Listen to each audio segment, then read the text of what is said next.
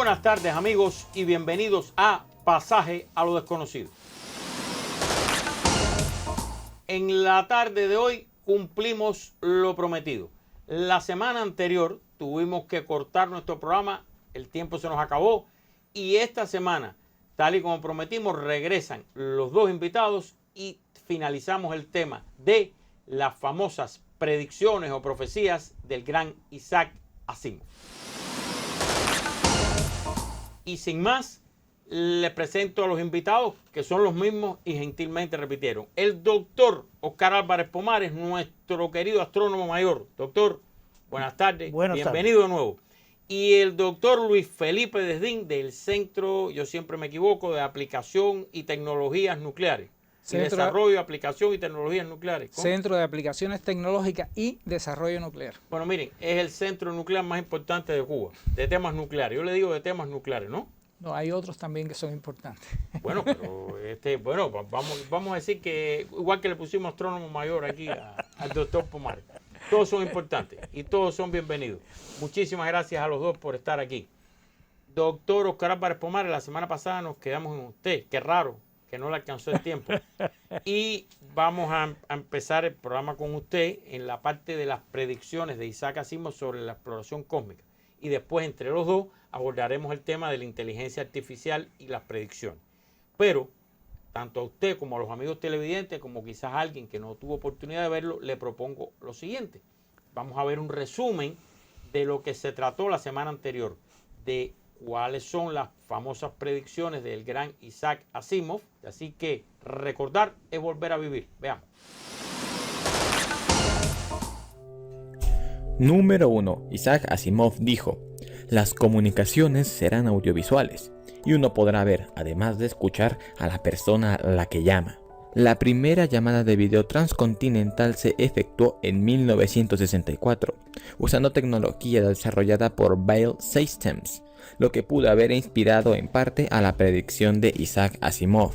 Sin embargo, el escritor estaría sorprendido por el bajo precio de las comunicaciones de este tipo, gracias a los productos como Skype.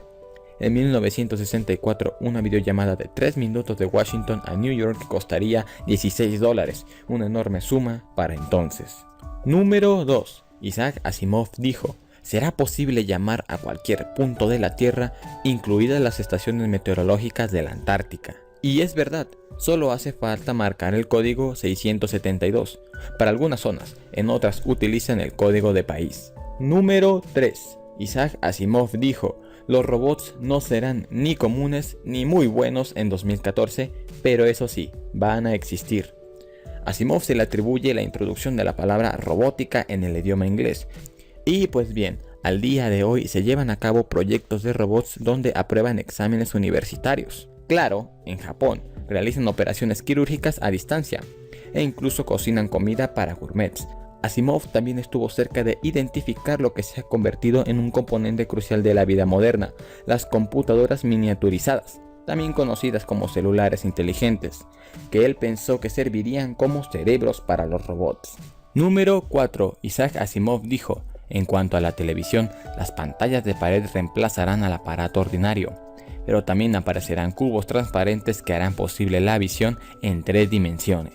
Nos queda tan solo reconocer que los televisores de pantalla plana han reemplazado a los comunes y la televisión en 3D, aunque no en forma de cubo. Ya hace tiempo que protagoniza las exposiciones de las ferias de electrónica. Número 4. Las conversaciones con la luna serán un poco incómodas. Al inicio de la era espacial hubo muchos entusiastas que pensaban que la inmediata colonización de planetas cercanos sería posible. Y no es casual que Isaac Asimov los contradijera. Según él, las llamadas tendrían un retraso de 2.5 segundos. Sin embargo, el escritor acertó al predecir que en el año 2014 solo naves no tripuladas habrán aterrizado en Marte. Número 5. Isaac Asimov dijo: los muebles de cocina prepararán la comida y harán el café. Y es verdad, las máquinas de café automáticas existen, al igual que ya existe la primera hamburguesa producida en un laboratorio, hecha el año pasado en Holanda. Número 6. Ya existirá una planta de fusión energía experimental O2, dijo Asimov. La fusión o el aprovechamiento de energía que hay dentro de las estrellas, que es la energía del futuro. En el sur de Francia se construye un reactor de fusión nuclear que se pondrá en marcha en 2028. Número 7. Se pondrá mucho esfuerzo en el diseño de vehículos con cerebros robóticos. El cerebro robótico sin duda que puede ser el coche que se maneje solo. Existen varios proyectos para hacer realidad este sueño en automovilistas, como por ejemplo el coche de autoconducción de Google, que está controlado por un ordenador. Y por último, número 8. Isaac Asimov dijo: no toda la población disfrutará de los artilugios del futuro plenamente. Una gran parte será privada de ellos, aunque podría estar en mejor situación material que en la actualidad. La desigualdad económica entre distintos continentes es a veces abismal. Sin embargo, globos, aviones no tripulados de Google y Facebook podrían suministrar el acceso a Internet a todos. Ya recordamos, o el que no lo vio lo pudo conocer. Y vamos directo a usted, doctor Oscar Álvarez Pomares. Usted tocó 3 puntos con relación a las predicciones de Isaac Asimov y la exploración cósmica. Nos quedamos en la polémica Luna y los viajes, y eso que no le pregunté si se falsificó el viaje a la Luna, un estudio en Arizona, y que si Stanley Kubrick lo grabó, hizo un documental. No le pregunté eso porque ya lo hemos abordado muchas veces. Ya lo abordamos ya. Aunque hay mucha gente que lo sigue diciendo. Sí. Pero bueno, nos quedamos ahí. Así que usted tiene la palabra exactamente donde se quedó el domingo pasado. Bueno, la otra cosa de lo que habló también Asimov también cuando dijo lo de que ya estaríamos nosotros en la Luna vigorosamente, fue de lo que hablamos de lo que se conoce actualmente como la minería espacial.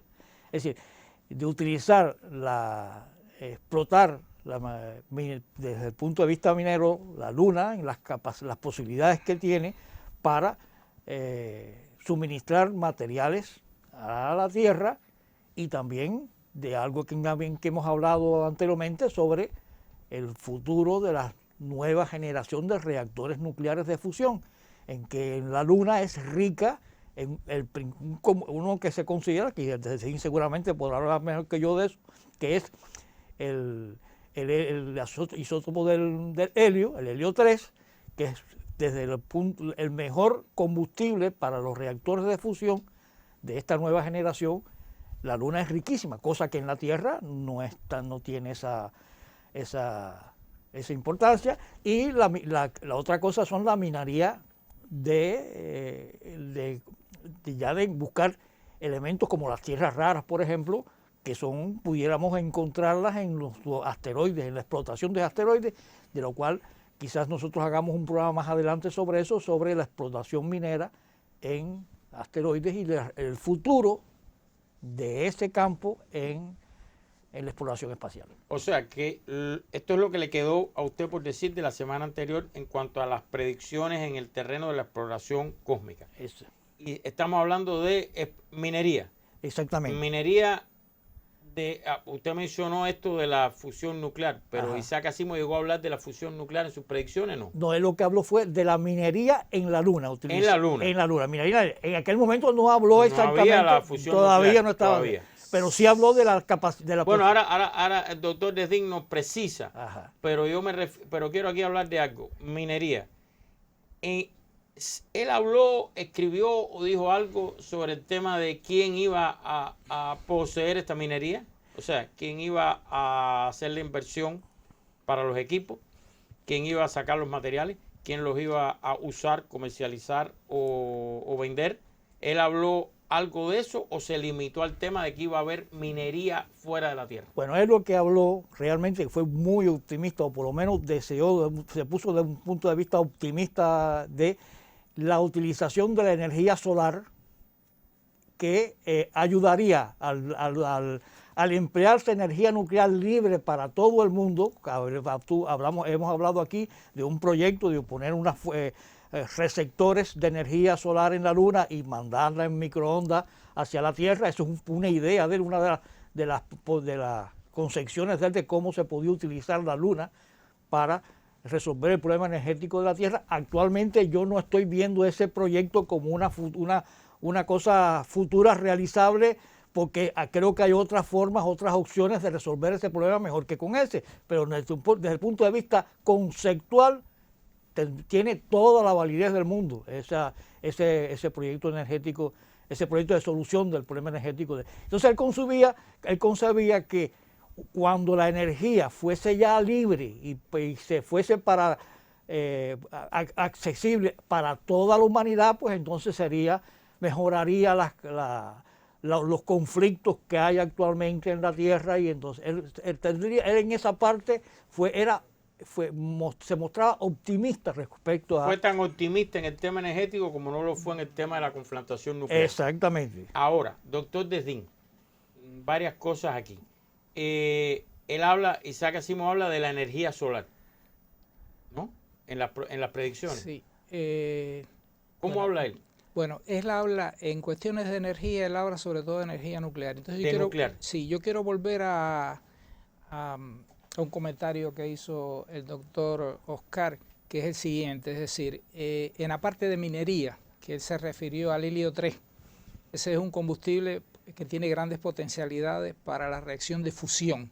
Lo que nosotros hasta ahora tenemos en energía nuclear es de fisión, es decir, coger y desintegrar un núcleo pesado, se genera energía. La fusión, que es el mismo fenómeno que ocurre en el corazón del Sol, es unir dos núcleos relativamente ligeros y con ese proceso se libera energía. Entonces, esos intentos de producir energía de fusión vienen desde los años 50, sin embargo, técnicamente ha sido muy difícil. Y una de las resistencias que hay actualmente a la energía nuclear de fisión es que deja muchos isótopos radioactivos. Sin embargo, si se lograra la tecnología de fusión, la cantidad de isótopos radioactivos que quedarían como desechos serían mucho menos, y especialmente si se usa helio 3.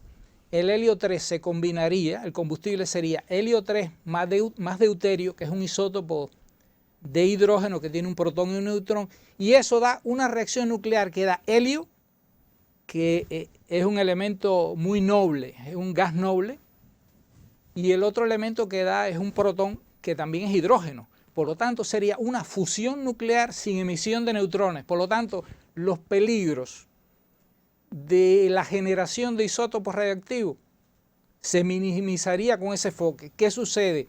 Que en los primeros 10 centímetros que cubren de profundidad en la Luna, de la superficie de la Luna, hay una concentración enorme de helio 3 que viene de los vientos solares, es decir, de las explosiones, por ejemplo, a veces ocurren en la superficie del Sol, y de eso el profe sabe más que yo, que se emiten muchos iones, es decir, electrones, iones, pero también vienen los isótopos de helio 3, y eso se deposita en la superficie de la Luna, especialmente los 10 primeros centímetros. Eso a mí me resulta muy curioso, porque en el año 1987, hace 35 años, fue cuando cayó por primera vez en mis manos un artículo de estudio de factibilidad de extraer el helio 3 para la reacción de fusión. Ya había corporaciones norteamericanas estudiando ese fenómeno. Ese es un comentario que quería hacer. El otro comentario que quería hacer sobre la predicción de Asimov es que posiblemente ahora estemos más cerca de poder enviar a alguien a Marte, porque no sé si será un problema propagandístico, pero han salido muchas noticias referentes al empleo de nuevas maneras de propulsar las naves cósmicas que reducirían el tiempo de vuelo a Marte. Es decir, hasta ahora lo que se ha usado es la combustión, hidrógeno y oxígeno, combustión o un combustible sólido de un material muy reactivo. Entonces, por acción y reacción. Sí, y la gravitación, y la sí, navegación inercial también. Inercial también, efectivamente. Pero se está hablando de emplear reactores nucleares pequeños que generen un chorro, pero ese chorro es de fragmento de fisión prácticamente. Ajá. ¿Cómo se logra eso? Porque también si tienes ese nivel de radiación tan grande, si tendría mucho más empuje y eso, pero tendría también que tener más peso en blindaje para proteger a la tripulación. Ahora, si eso fuera posible, se reduciría el tiempo de un vuelo a Marte significativamente, y eso tiene dos ventajas muy grandes. Primero, que las personas no estarían expuestos a un ambiente sin gravedad durante periodos tan prolongados de tiempo, cosa que afecta a la salud humana. Es decir, las personas que están sin gravedad, nosotros hemos evolucionado en un planeta con gravedad, vivir fuera de la gravedad terrestre, eso nos genera problemas de descalcificación, problemas en los músculos, etc. Esa es una razón. La segunda razón es que la atmósfera de la Tierra es un excelente blindaje para la radiación. Nosotros estamos protegidos aquí de la radiación cósmica, del impacto, por ejemplo, de las tormentas solares, etc. Pero en viajes tan prolongados, durante periodos de tiempo tan prolongados, los tripulantes de un viaje a Marte estarían expuestos a dosis de radiaciones que pudieran ser muy altas. Entonces, esas dos cosas, si logramos nuevos métodos de propulsión que reduzcan el tiempo de viaje, es mejor para la salud de los cosmonautas en dos sentidos: menos radiación y menos tiempo en ausencia de gravedad. Ahora, ya tenemos que entrar en el gran tema de la inteligencia artificial. Isaac Asimov, es verdad que escribió las novelas Fundación, pero lo de los robots y las leyes de la robótica se asocia con Isaac Asimov. Sí, vamos brevemente a recordar algo de lo que Isaac Asimov escribió, predijo o dijo sobre este tema. Los robots no serán ni comunes ni funcionarán muy bien en 2014, pero van a existir. Serán del estilo de las computadoras, muy miniaturizadas, que actuarán como cerebros de los robots. Dicen que Asimov fue la primera persona en introducir la palabra robótica al vocabulario de las personas comunes. Tenía una sana obsesión con el tema, siendo esta declaración una de las más exactas que se le conocen. Si bien hoy nadie sale a caminar con un robot por la plaza, o es atendido en una notaria por uno, aunque a veces nos hagan creer que sí, ya hay algunos ejemplares en Asia rondando, como el famoso robot Asimov de Honda, cuyo nombre es un claro homenaje al gurú de la ciencia ficción. La robótica, hasta el momento, se ha centrado principalmente en el control automatizado de herramientas de fabricación industrial y otros equipos de tecnología avanzada con funciones muy específicas, más que humanoides versátiles. Pero no por eso dejamos de intentarlo. Ahora los esfuerzos están puestos en fabricar robots de compañía capaces de leer emociones o, ¿por qué no?, sean capaces de realizar una cirugía en un pabellón. Inteligencia artificial, gran tema para muchos que nos espera ya, que está entrando ya. ¿Qué predijo o qué dijo Isaac Asimov? Ya lo vimos. ¿Y qué hay hoy? A ver, ¿quién empieza? Ustedes, doctor Desdín, adelante. Bueno, él es, digamos, hasta cierto punto uno de los padres de la filosofía de la robótica, y él fue el que creó las famosas 3 leyes. Él, en la predicción del año 64, ya habla de que en el 2014 iba a haber una profusión de robots. Claro que hasta cierto punto él aclaraba que no necesariamente iban a ser robots, porque a veces cuando hablamos de robots siempre lo hablamos con un tipo de aspecto de androide cercana a la imagen de un ser humano, cuando en realidad los robots están en muchos lugares y no tienen nada de aspecto humano. Y él hizo una predicción bastante exacta, muy exacta con respecto, si vemos la fecha en que se pronunció. Ya en el pronóstico del 31 de diciembre del 83, él profundiza en muchos detalles. Él dice que ya va a haber una proliferación de robots, no obstante va a haber muchos sectores en los cuales todavía no iban a penetrar lo suficiente, que iba a haber muchos robots, pero que muchos no iban a ser de esa naturaleza androide. Él empieza a hablar de que iban a tener un profundo impacto en la tecnología, y y hizo énfasis en especial en educación, que iban a tener un papel muy importante en educación. Y que inclusive ya los maestros en esa época lo más que podían hacer era estimular la curiosidad de los alumnos, pero que todo iba a estar prácticamente en computación. Él también dijo que con respecto al temor de que había, igual que pasó con la revolución industrial, que las máquinas iban a acabar con el trabajo, que la computación no iba a significar que se destruyeran puestos de trabajo, sino que más bien lo que iba a haber más puestos de trabajo, pero de otra naturaleza, y que había muchas funciones que iban a pasar a los robots. Y él hizo unas predicciones muy exactas. Sin embargo, siempre la vida es mucho más rica y es muy difícil predecir. Entonces hay cosas que han pasado que él no pudo visualizar. Es decir, él habla mucho del robot, pero prácticamente lo que está hablando en muchas ocasiones de la computadora, de la miniaturización de la computadora. Y él lo que no pudo predecir, igual que no lo predijo prácticamente, creo que nadie predijo, fue Internet. Es decir, una cosa es una computadora aislada, por mucha potencia que tenga, y otra cosa el poder de la red. Eso él no lo podía haber previsto.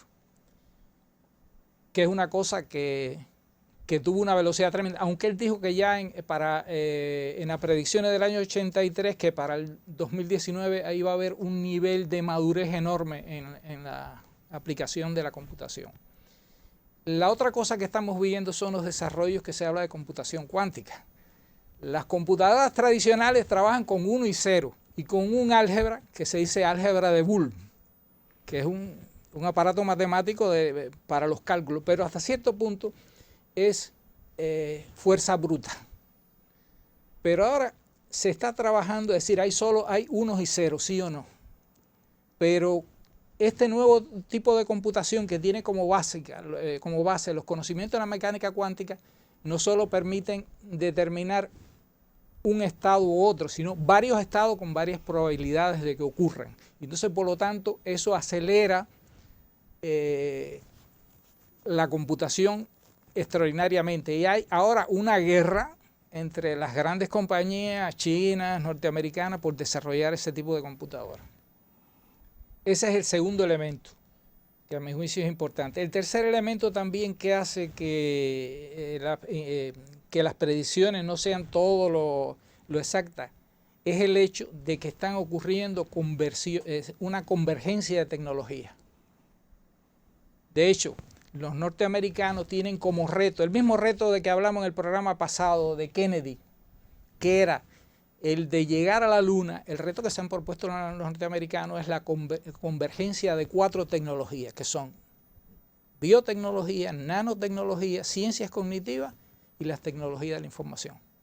Vamos a ver un escenario que en otras ocasiones se ha hablado aquí, es decir, se está creando cada vez estructuras biológicas más sofisticadas que tienen la capacidad de interactuar con seres vivos. Pero a su vez se están creando dispositivos que conectan esos complejos sistemas biológicos con sustancias inorgánicas, con nanoestructuras que pueden ser componentes de nanoelectrónica. Y a su vez eso lo puedes conectar con Wi-Fi, es decir, conexión por radiofrecuencia. Si a esos ingredientes le sumas que la capacidad de cálculo de las computadoras está creciendo a tremenda velocidad y que el conocimiento del funcionamiento del cerebro es un campo en que se está trabajando vertiginosamente, entonces el futuro que se prevé es un futuro que genera tantas preguntas y es tan fantástico, porque hasta qué punto se puede conectar un ser vivo a una red, es decir, podrá existir en lugar de una red de computadores como Internet, una red de cerebros conectados entre sí. Entonces, ahí me recuerdo, yo siendo un adolescente me regalaron un libro que era un premio que hace las Américas de cuentos de Luis Brito García, que se llama Rajatabla, que tiene un cuento de una sociedad en que la propaganda comercial es tan abrumadora que en vez de proyectarlo en pantalla se lo proyecta en el cerebro a las personas. Es decir, que ya la propaganda comercial ha llegado al cerebro de las personas. Entonces, este es un mundo que plantea, estos son problemas de carácter ético muy serios. Y entonces a mí se me olvidó decir que en las predicciones de Isaac Asimov, ya a diferencia de la predicción aquella del año 64, que era un poco, él veía un poco también más optimista el futuro de la humanidad, él también dijo que todos estos éxitos y estos progresos en el campo de las computadoras, no todos los sectores y no todos los países iban a disfrutar de la misma manera. Y que inclusive algunos estados iban a hacer esfuerzos extraordinarios por la informatización de la sociedad, porque comprendían esos estados que el país que se quedara atrasado con respecto a este campo iba a tener graves repercusiones para su desarrollo. Y él inclusive usó una palabra así, algo así como, no me acuerdo si exactamente, alfabetización informática, que una de las cosas que había que lograr en la sociedad era la alfabetización informática. Entonces, en lo personal, yo dirijo un grupo de investigación de muchachos jóvenes muy creativos y ellos mismos ahora están metidos en usar la inteligencia artificial para cosas, yo trabajo en nanotecnología, cosas de nanotecnología. Y los otros días, nosotros pronto tenemos un seminario de cómo vamos a introducir en nuestras investigaciones la inteligencia artificial. Pero ellos me hicieron algunas pruebas. Por ejemplo, ahora está de moda una inteligencia artificial y me dijeron, mire, profe, vamos a hacer díganos una poesía, dígame un tema de una poesía. Y cogieron una inteligencia artificial y entonces me dijeron, diga 2 o 3 palabras. Y yo dije la infinitud del mar, la soledad, dije como 3 palabras de esas así. Románticas. Sí. Y la inteligencia artificial aquella cogió y sacó una poesía larguísima que estaba muy bien redactada y que tenía determinada lógica. Por supuesto que nunca va a poder sustituir a la subjetividad de un poeta, ¿no? Pero es asombroso. Pero lo hizo. Lo hizo. Y el problema es que ellos me explicaban a mí, me dicen, mire, profe, esto que está aquí es ahora. Pero lo bueno viene cuando estas inteligencias artificiales, que son más o menos ahora de carácter general, empiecen con especialización. Porque ahora eso va a entrar en cada uno de los campos. Y entonces cuando usted tenga una inteligencia artificial que usted lo alimente con la experiencia de, por ejemplo, de un médico.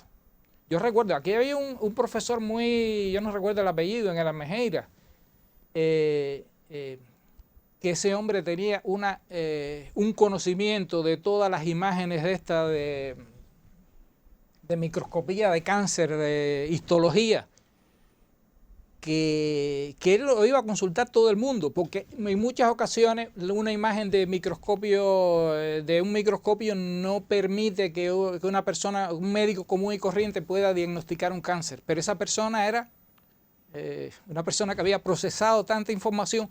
Otro profesor que era muy notable en las imágenes de resonancia magnética nuclear. Entonces, cuando usted alimente esas inteligencias artificiales con el conocimiento, la experiencia de todos esos expertos, pues por supuesto que lo que va a salir de ahí, y entonces eso va a ocurrir en medicina, pero va a ocurrir en prácticamente muchísimos campos del conocimiento. A ver, Isaac Asimov predijo que las máquinas llegarían a tener conciencia propia o no. Bueno, en una de las novelas de él que él publicó, él hablaba del conflicto ético precisamente hasta dónde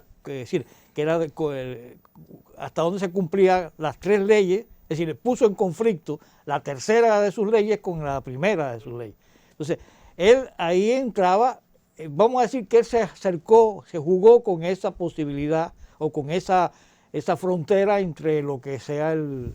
Entonces, ¿ustedes creen que Isaac Asimov, aún en el tema de la inteligencia artificial, la computación, ya le pasó, la realidad le pasó? Las predicciones son brillantes, pero la realidad también pasa que se ha acelerado el desarrollo a un nivel Es decir, la velocidad con que existe, se ha desarrollado el progreso tecnológico es extraordinario.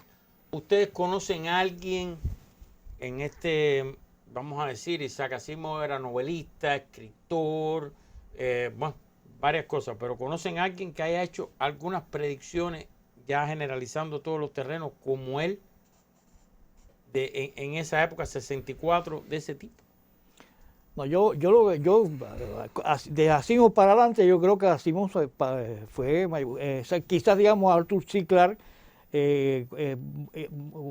hizo... Arthur C. Clarke es otro escritor, Ajá, que entre otras obras escribió 2001, la que inspiró la película, 2001, Odisea del Espacio.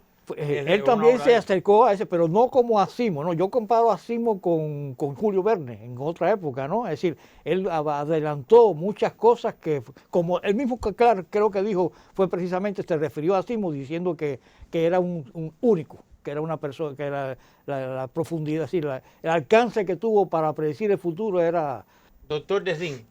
Él tenía una erudición extraordinaria y una capacidad de explicar cosas complejas, Ajá, con palabras muy sencillas. Entonces, él era bioquímico, pero él tiene una enciclopedia de la ciencia, que la versión, creo que es una versión de más tomos, la que yo en algún momento tuve en mis manos tenía 2 tomos. Una que le decía física y otra biología, es decir, uno era el mundo inorgánico y otro orgánico, pero abordaba filosofía, física, química, biología, geología, cosmopolita, el mundo vivo. Sí. Y él tenía... es decir, yo no he encontrado a ningún físico que explique de una manera más sensible y comprensible la teoría de la relatividad y la mecánica cuántica que Isaac Asimov, que era bioquímico. Bueno, lo que quiere decir que hay que tratar de explicar las cosas a veces para los mortales como yo. Que entendamos. Y quiero hacerte un comentario. Cuando empezó la pandemia, yo volví a leerme El Sol Desnudo, porque él describe un escenario de una sociedad en que había un distanciamiento social extremo y que la gente tenía fobia de acercarse por los microorganismos. Y aparte de eso, que ellos se comunicaban por visualización. Por supuesto, era como un holograma. Pero yo me pregunté, ¿hasta qué punto no es la situación del COVID, que todos estamos tratando de evitar el contacto social y nos comunicamos por WhatsApp o por Skype, se parecía? Entonces eso yo cogí, yo cogí el libro nuevamente, que no lo leía desde que tenía no lo había leído desde 13 años y lo... ¿Cuál es la obra favorita de Isaac Asimov? A ver, de usted, ¿cuál es su obra, la obra favorita? O la película inspirada en algo de Isaac Asimov. No, varias cosas, pero por ejemplo, Yo Robot a mí me gustó muchísimo. Yo Robot. Sí. Ahora hicieron Fundación, la serie. Exactamente. Entonces, usted se queda con Yo Robot. Sí, ¿Usted? A la hora de definir. A mí me gusta la Fundación porque detrás de esas historias está la recreación de la historia de la humanidad también. Sí. Y es pero bueno, todos son espectaculares. Fundación y Yo Robot. Ambas llevadas al cine. Sí, por supuesto. Ambas llevadas al cine. Son 2 piezas fundamentales. Yo quería también aprovechar la ocasión que estaba acá, porque bueno, mi hobby es la divulgación científica y tengo algunos libritos que se han publicado. Hace poco en el programa estuvo un programa dedicado a la fusión nuclear para generar energía, que estuvo el doctor Iván Padrón. Y este es un librito sobre la fusión nuclear en el cosmos. Tenemos aquí? Aquí tenemos... Y la carrera armamentista. Básicamente todas las fuentes de energía que nosotros usamos en la Tierra son resultado de la energía que se acumula de una forma u otra por la energía que se generó en el interior del Sol, que es una energía de fusión. Es decir, el Sol es un gigantesco reactor de fusión. Lamentablemente, esos conocimientos se han empleado para crear armas muy destructivas, en este caso no la bomba atómica, sino la bomba de hidrógeno y la bomba de neutrones, y ese es un poco ese librito dedicado a esa... Una pregunta, rápido, ya no tenemos más tiempo. ¿En el espacio extraterrestre ya hay armas instaladas por las potencias? Bueno, hasta ahora que yo sepa, no están instaladas. No están instaladas. Existen prohibiciones prohibiciones, sí. Bueno, siga con su libro. El segundo es un librito de divulgación científica que se llama Ciencia Curiosa, que es las promesas y polémicas de la energía nuclear, de aquellas cosas que son curiosas. Por ejemplo, en la naturaleza existió un reactor nuclear que que funcionó durante muchísimo tiempo y lo curioso es que logró almacenar sus residuos nucleares y han pasado 200 millones de años. Usted me está hablando de que aquí usted nos habla de un reactor nuclear natural. Natural, que existió nada hecho por el hombre. Nada, en África. En África. Y que funcionó perfectamente y que los residuales que produjo están almacenados de una manera muy bien confinada. ¿Usted estaría de acuerdo en que hagamos un programa sobre esta historia? Bueno, pudiera ser un interesante. reactor nuclear no hecho por el hombre, natural. Natural. ¿Está de acuerdo en venir a hacer un programa de esto? Comprometido. Sí. Mire, está en cámara comprometido. Bueno, seguimos. Y entonces este es otro librito que se llama Inventos de Madre Natura, Ingeniería Animal. Es decir, esos son una serie de inventos que hizo el hombre que después descubrió que ya la madre naturaleza los tenía desde hace a veces millones de años. Y entonces, en la naturaleza había cosas que después el hombre creyó que los había inventado. Un ejemplo rápido. Por ejemplo, está el diseño de las cúpulas. De las cúpulas, de las construcciones, o del domo, sí, el domo de Florencia, el domo del Vaticano, el domo de San Pablo en Londres, de Santa Sofía, los domos que hay en los puentes medievales. Que eso existía la ya. madre de la naturaleza lo optimizó de una manera espectacular y por ejemplo el diseño de un huevo es un diseño de ingeniería fabuloso. Sí, entonces, y es muy resistente, pero al mismo tiempo cuando no tiene... No me lo diga. ¿Está de acuerdo en venir aquí? Sí, bueno, ¿Cuántos pudiera son? ser. ¿El libro cuántos ejemplos tiene? Como 7, 8 cosas curiosas. ¿Usted estaría de acuerdo en venir aquí cómo no, y explicar esas cosas que existían en la naturaleza y después el ser humano piensa que las descubrió o que las creó? Sí. ¿No? ¿De acuerdo? Sí. Bueno, tiene 2 compromisos ya. Bueno, espero que aquí no se te ocurra nada. Este es un librito que se llama Magia Diminuta, Nanociencia y Nanotecnología. Esa es una nueva revolución industrial que está ocurriendo actualmente, la nanociencia y nanotecnología, y es aprovechar las propiedades que exhibe la materia cuando está en dimensiones muy pequeñitas. Es decir, el mundo que nos rodea está gobernado por leyes que le decimos que se describen por la física clásica, digamos, pero en el micromundo hay otras leyes muy peculiares que hacen que la sustancia pueda tener propiedades extraordinarias y que pueden tener muchísima utilidad. Doctor, brevemente, creo que el que más páginas tiene 130 y pico, 140 y pico, libritos cortos. Esos libros están hechos dirigidos a estudiantes de secundaria y de pre y a personas que están muy desvinculadas de la ciencia. Es decir, ese es uno de los objetivos. Es decir, y si alguien quiere encontrar un libro de esto, ¿lo puede encontrar? Bueno, el problema es que han salido algunos hace tiempo. Hay algunos que están un poco viejitos. Por ejemplo, aquel del fuego de Prometeo, en el momento que yo le escribí, que hablaba del Big Bang, todavía no se sabía que el universo se está expandiendo aceleradamente. En el momento se hablaba de que... Sí. No se preocupe, de todo esto vamos a hablar. Pero bueno, muchísimas gracias por traerlo. Muchísimas gracias por los libros. Se comprometió por lo menos a 2. Por lo menos. Eso es un intento. Mire que por ahí se empieza y mira cómo está el doctor Oscar, pero lleva 26 años aquí. Eso es un problema importante de divulgar la ciencia, porque la ciencia es un componente muy importante de la cultura. Ese es un tema. Y lo voy a comprometer a otro programa si sigue, porque es el tema de ¿le gusta o no a los jóvenes la ciencia? Cultura científica. ¿Sí o no? ¿Por qué? Presentarlo abierto y que haya opiniones diversas. Mire que lo comprometo con un tercer tema aquí, ¿no? Pero bueno, muchísimas gracias a los dos. Ahora rápido nos vamos, ¿saben a qué? Al momento de los accionistas principales, como cariñosamente llamamos a nuestros televidentes.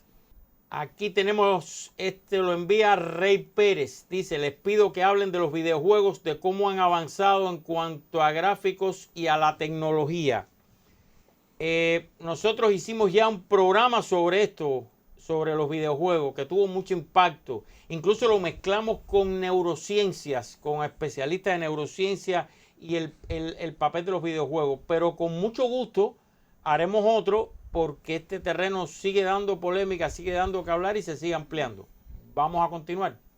Esta otra la envía Arniel Picos Cordobés. Dice, hola, un saludo para el colectivo de Pasaje a lo Desconocido. Me encanta la idea que realice un programa sobre Tesla. Un personaje realmente interesante por todo lo que aportó a la ciencia. Seguramente se hablará sobre Tomás Alva Edison, bueno, Tomás A. Edison, yo fui el que dije el otro nombre, al cual me gustaría en su momento se le hiciera un programa también, porque para mí fue el inventor más grande de la historia. Muchas gracias por enviarnos esta propuesta. Déjeme hacer algo. Cuando estábamos viendo esto en pantalla y yo lo leía, el doctor Desdin empezó a sonreír. Eso se llama lenguaje extraverbal. ¿Qué quiere decir eso? Que conoce el tema, que tiene opiniones, que ha leído sobre el tema y que va a ser nuestro invitado en ese programa Edison, Tesla, qué pasó, qué no pasó, quién aportó, cómo fue el aporte, etcétera. ¿Es así, doctor? No, pero yo preferiría que tuvieras otros invitados. Bueno, usted hace de productor y no lo sugiere. Ese contrapunteo significa el fin de los inventores y el inicio de los investigadores científicos. Hasta Edison, la tecnología impulsaba a la ciencia. A partir de Edison, la ciencia es la que impulsa a la tecnología. Si usted no es el invitado, entonces no es el productor del programa y usted nos trae a los invitados. O la invitada. Agustín Laje pudiera ser un invitado fabuloso. Aquí para todo el mundo es bienvenido en este programa, así que, pero en principio, dado su lenguaje extraverbal que lo traicionó, usted está de primer invitado. Entonces, rápido, los invito a los dos y a los amigos, nos vamos al momento de las interacciones, donde mostramos cómo ustedes, nuestros accionistas principales, pueden interactuar con el programa.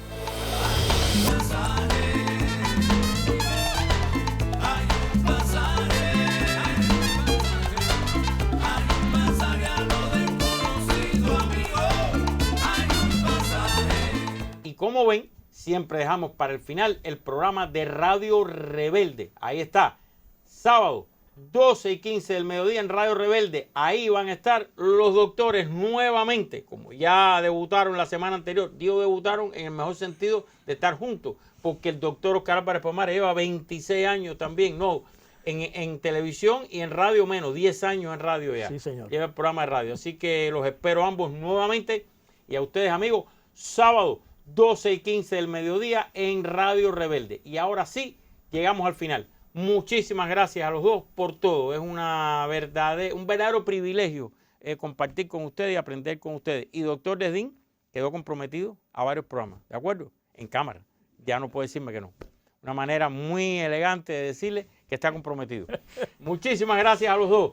Amigos, ¿qué les puedo decir? Que este sea solo el inicio, como cada semana les pido, para que usted, después de esto, busque, lea, vea, escuche, analice, profundice, alimente su cerebro para que, como siempre le pido, al final saque usted sus propias conclusiones. Buenas tardes.